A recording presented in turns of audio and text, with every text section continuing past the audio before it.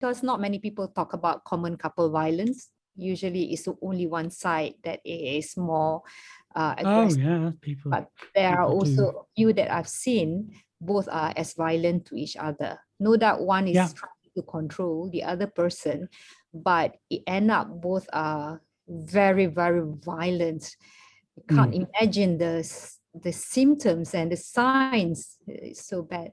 So what is your experience about that, and how, I mean, I don't think I've seen enough, but from your experience, how? Certainly, I'd split them up. I would get them seeing separate therapists, me being one of them, the other therapist seeing the other person.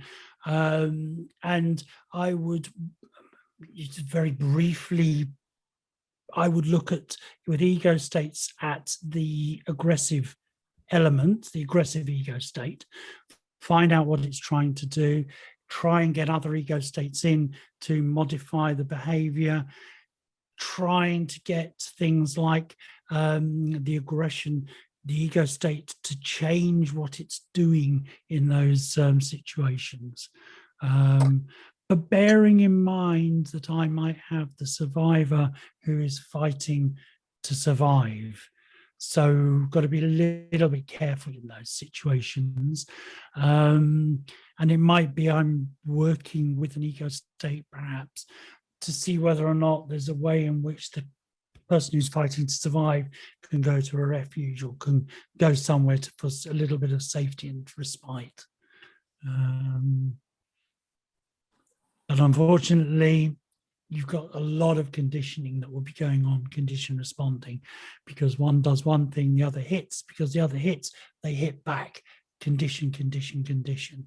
And walking away is not an option because it's seen as capitulating, giving in, or whatever it might be.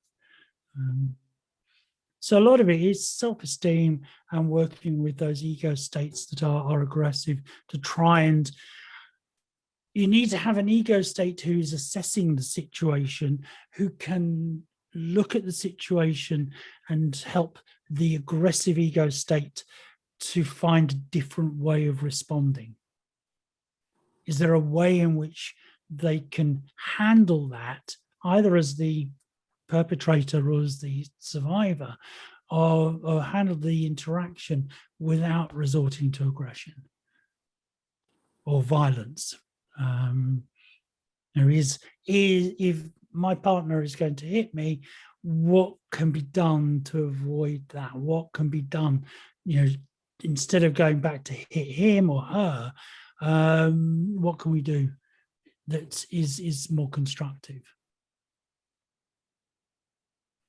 But remember, the client has got to be willing to change. We can't wave magic